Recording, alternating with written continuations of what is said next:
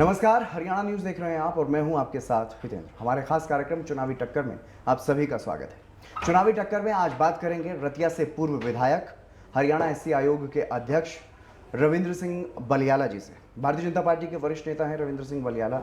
रविंद्र सिंह जी, आपका स्वागत हरियाणा न्यूज़ पर। धन्यवाद जी। रविंद्र सिंह जी, सबसे पहले मेरा सवाल आपसे यही रहेगा, क्योंकि प्रदेश में विधानसभा चुनाव का वक्त चल रहा है और आप रतिया से पूर्व एमएलए रहे हैं, आप एससी आयोग के अध्यक्ष हैं। किस तरह का माहौल रतिया में देख रहे हैं चुनाव को लेकर? रतिया के अंदर चुनाव को लेकर बहुत अच्छा माहौल है। हर आदमी वेट कर रहा है कि कब इलेक्शन का दिन आए, चुनाव का दिन आए जी। और हम वोट करें। और आज भारतीय जनता पार्टी के पक्ष में माहौल है रतिया के अंदर। जी। लगातार जिस तरीके से लगभग 10 साल हो गए हैं भारतीय जनता पार्टी को प्रदेश में सरकार बनाए हुए, और 2014 में तो आप ही हालांकि वहाँ से विधायक बने थे, भले ही दूसरी पार्टी में थे उस वक्त, लेकिन 2019 में रतिया में भी बीजेपी का कमल खिला। आप बीजेपी के साथ रहे, इस वजह से भी माना जा रहा है कि वहाँ पर कमल खिला था। लेकिन इस बार वहाँ चुनाव के लिए जो बीजेपी का उम्मीदवार होगा उसमें बताया जा रहा है कि आपका भी नाम है। किस तरह से देख रहे हैं? अपनी मजबूत दावेदारी आप मान रहे हैं इस बार? बिल्कुल मैं मान रहा हूँ। जब मैं पिछले 5 साल विधायक रहा था, 2014 से लेकर 19 तक जी, मैं लगातार जनता के बीच में रहा और किसी भी तरह से किसी को भी मैंने कोई तंग नहीं किया। जो व्यक्ति मेरे पास आया मैंने उसका काम करने की कोशिश की और बहुत से लोगों के काम भी करवाए। विधानसभा के अंदर जो रतिया क्षेत्र के ज्वलंत मुद्दे थे, जैसे हेपेटाइटिस सी का मुद्दा था जी, जो वाटर टेबल लगातार नीचे जा रहा है, तो इस तरह के बहुत से ज्वलंत मुद्दे थे, उनके ऊपर मैंने विधानसभा के अंदर आवाज़ उठाई और उसका असर ये हुआ कि सरकार ने संज्ञान लिया और आज रतिया के अंदर हेपेटाइटिस सी का लगभग सफाया हो चुका है। और इन्हीं कुछ सरकार की अच्छी नीतियों के कारण, जिसमें बीजेपी की ये नीति है कि सबका साथ सबका विकास, बेशक मैं उस समय दूसरी पार्टी से बना था जी। लेकिन मैंने विधानसभा के अंदर रतिया के लिए जो भी आवाज़ उठाई तो उसको काम करने का सरकार ने पूरा प्रयास किया और किया भी। जी, बिल्कुल। और अभी तक चुनाव के उम्मीदवारों पर मंथन बीजेपी में चल रहा है और बताया जा रहा है कि रतिया जिस तरह से हॉट सीट बनी हुई है, रतिया पर कई बीजेपी के दिग्गजों की नज़र हैं। सुनीता दुग्गल, जिनको आपने 2014 में हराया, लक्ष्मण नापा जो कि वहाँ से विधायक हैं, आप वहाँ से विधायक रह चुके हैं, तो ये 3 तो कम से कम मुख्य दावेदार वहाँ पर माने जा रहे हैं। इनमें आप अपनी स्थिति कैसे देख रहे हैं? बीजेपी आप पर क्या भरोसा जताएगी इस बार, या फिर इन्हीं में से किसी को वहाँ पर फिर से चुनावी मैदान में उतारा जाएगा? मैं तो ये कह सकता हूँ कि अपनी स्थिति वहाँ पर बढ़िया है, अच्छी है, मजबूत है। जी। यदि भारतीय जनता पार्टी मौका देती है तो निश्चित तौर पे मैं ये कह सकता हूँ कि ये सीट भारतीय जनता पार्टी के खाते में ज़रूर ला कर दूँगा, क्योंकि जो मेरा पिछला 5 साल का रिकॉर्ड है मैं मानता हूँ कि वो बिल्कुल साफ़ सुथरा रहा है।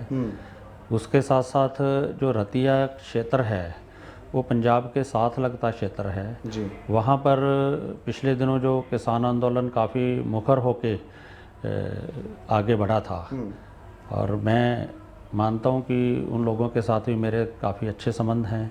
इसके साथ साथ जैसे मैं आईएनएलडी से बना था जी। और आईएनएलडी के 2 भाग हो चुके हैं, जननायक जनता पार्टी और आईएनएलडी। उस समय उन लोगों के साथ भी बहुत अच्छा प्यार था और वहाँ से भी कुछ कार्यकर्ता मेरे साथ भी आ गए थे बीजेपी में। अब भी वो जो कार्यकर्ता वहाँ हैं तो अच्छा उनके साथ मेरा प्रेम प्यार है। मुझे लगता है कि यदि मैं वहाँ से चुनाव लड़ूंगा तो वो ज़रूर मुझे आशीर्वाद देंगे और मेरे को सपोर्ट करेंगे। बिल्कुल। क्षेत्र में आईएनएलडी और जेजेपी का क्या कुछ प्रभाव है? कांग्रेस किस तरह से मजबूती से वहाँ पर अपना पैर पसारने की कोशिश कर रही है, उस पर भी बात करेंगे। लेकिन अभी बात कर लेते हैं, बीजेपी के 2 मुख्यमंत्रियों के साथ आपने काम किया है। एक मनोहर लाल जो मुख्यमंत्री थे जब आपको एससी आयोग का अध्यक्ष बनाया गया, जब आप बीजेपी में आए, और अब नायब सिंह सैनी प्रदेश के मुख्यमंत्री कमान संभाल रहे हैं। तो किस तरह से देख रहे हैं दोनों में? क्या कुछ फ़र्क आपको नज़र आ रहा है? क्या कुछ समानताएं हैं, या किस तरह से आपका समन्वय एससी आयोग के, क्योंकि आप अध्यक्ष भी हैं, किस तरह से काम करवा पा रहे हैं सरकार से? देखो, भारतीय जनता पार्टी एक विचारधारा है जी। और उस विचारधारा के साथ सभी लीडर हैं कि सबका साथ सबका विकास, कि जो समाज के अंदर सबसे पीछे खड़ा है व्यक्ति उसको आगे लेकर आना है। तो सीट पे कोई भी व्यक्ति हो, माननीय मनोहर लाल जी थे, उन्होंने भी बहुत अच्छे काम किए, बड़ी अच्छी नीतियाँ बनाई। जैसे मैं तो एक बात पब्लिक में जब जाता हूँ तो कहता हूँ कि जब 2000 पहले से आप तुलना 14 से पहले की तुलना करो आप, जी। बिजली बिल्कुल भी नहीं आती थी, लोग टेबल फैन भी नहीं खरीदना चाहते थे, बियर लाइट तो आनी नहीं है। जी। और आज 2024 के अंदर गाँव के अंदर एसी लगे हुए हैं, गाँव के अंदर इन्हीं, यहाँ तक क्या है कि जो खेतों में मोटरें हैं वहाँ भी लोगों ने एसी लगा रखे हैं। कारण सिर्फ एक ही है कि बिजली बहुत ज़्यादा अच्छी खासी आने लगी है, किसानों को पूरी बिजली मिलती है, उसके साथ साथ है जो घरों की खपत है उसके लिए भी पूरी बिजली मिलती है, जो बहुत बड़ा बदलाव है। इसके साथ साथ जैसे माननीय मुख्यमंत्री मनोहर लाल जी ने 20-20 किलोमीटर कॉलेज खोलने का काम किया, उससे क्या हुआ कि ग्रामीण क्षेत्रों के जो आम बच्चे थे और ख़ास करके गरीब घरों के बच्चे थे, लड़कियां थी जो बाहर नहीं पढ़ सकती थी, उनको पढ़ने का मौका मिला। हर ज़िले के अंदर मेडिकल कॉलेज खोलने से बहुत ज़्यादा आम गरीब आदमी को फ़ायदा हुआ। कुछ ज़िलों में खुल चुके हैं, कुछ में अभी प्रस्तावित हैं वो खुलेंगे। तो इस तरह से सबके साथ सबके विकास के साथ बहुत अच्छी नीतियाँ बनाई माननीय मनोहर लाल जी ने। उन्हीं नीतियों को आगे बढ़ाते हुए माननीय मुख्यमंत्री नैब सिंह सैनी जी भी बहुत अच्छा काम कर रहे हैं, उन नीतियों को आगे बढ़ा रहे हैं और उनके अनुसार जो उन्होंने काम शुरू किया था उसको और तेज़ी से आगे बढ़ाने का काम कर रहे हैं। तो आप कह रहे हैं कि इतने सारे विकास के काम करवा दिए, तो कांग्रेस हिसाब मांग रही है बीजेपी की सरकार से, लगातार हिसाब मांगे अभियान जो है कांग्रेस की तरफ से चलाया जा रहा है। इसी तरह से इनेलो भी जवाब मांग रही है। इनेलो में तो आप रहे ही हैं पहले, और जेजेपी का भी बताया जाता है कि उस क्षेत्र में अच्छा खासा प्रभाव होता है। तो किस तरह से चुनावी टक्कर क्षेत्र में रहने वाली है? नहीं, मैंने आपको बहुत सीधा सीधा बता दूँ, आप कंपैरिजन कर लीजिए और वो हिसाब, वो अपना हिसाब लेके आएँ जो कांग्रेस के लोग हैं और भारतीय जनता पार्टी अपना हिसाब लेके आए। मैं बहुत लेकिन आप तमाम जो उपलब्धियां बता रहे हैं अपनी सरकार को लेकर के, अगर आप पर पार्टी भरोसा जताती है, अगर आपको पार्टी उम्मीदवार बनाती है रतिया से, तो आपके क्या मुद्दे होंगे? क्षेत्र की कौन सी ऐसी समस्याएं हैं जिनका आप निपटारा करना चाहेंगे, या क्या कुछ आपके ऐसे ड्रीम प्रोजेक्ट हैं जिनको आप लाना चाहेंगे रतिया के क्षेत्र में, रतिया के लोगों की सुविधा के लिए?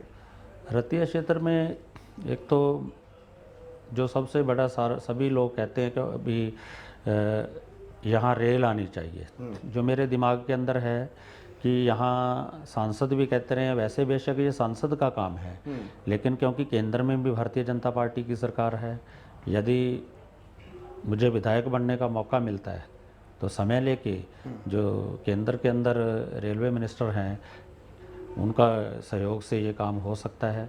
उससे क्या है कि व्यापार बड़ा बढ़ता है। तो इसी के साथ साथ है कि कोई ना कोई इंडस्ट्री है, यदि लग जाए, फूड प्रोसेसिंग इंडस्ट्री यदि लग जाती है रतिया क्षेत्र के अंदर, बेसिकली वो एग्रीकल्चर एरिया है, लेकिन आज ग्रामीण क्षेत्रों के अंदर काफ़ी पढ़े लिखे युवक हो गए हैं, क्योंकि कॉलेजेज बहुत खोले सरकार ने, गाँव के अंदर भी बहुत पढ़े लिखे युवक युवतियाँ हैं।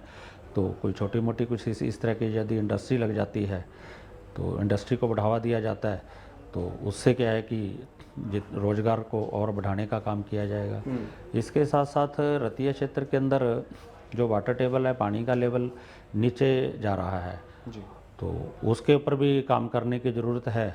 किस तरह से किसानों को या सरकार इसी तरह की नीतियां बना के कि जिससे पानी की खपत कम हो, ऐसी फसलें बोई जाएं जिसमें पानी का खर्चा कम है और किसानों को भी नुकसान ना हो, उनकी भरपाई करने का काम किया जाए। रतिया के अंदर हमारे कुछ एरिया घग्गर दोफाड़ करती है रतिया क्षेत्र को, 23-24 गांव है, घग्गर नदी के उस पार हैं और वहाँ लोगों को अब आने जाने में कई बार दिक्कत आती है। एक ही पुल है कि जो उन गांवों को जोड़ता है, तो मुझे ये भी कई बार ध्यान आता है क्षेत्र में घूमते हुए कि 2-3 पुल हैं कम से कम और होने चाहिए घग्गर नदी के ऊपर। तो बहुत से काम हैं ऐसे रतिया शहर के अंदर है। टोहाना रोड के ऊपर बाईपास बनाने की बात है, वो मेरे दिमाग में है कि रतिया और टोहाना को बाईपास से जोड़ा जाए।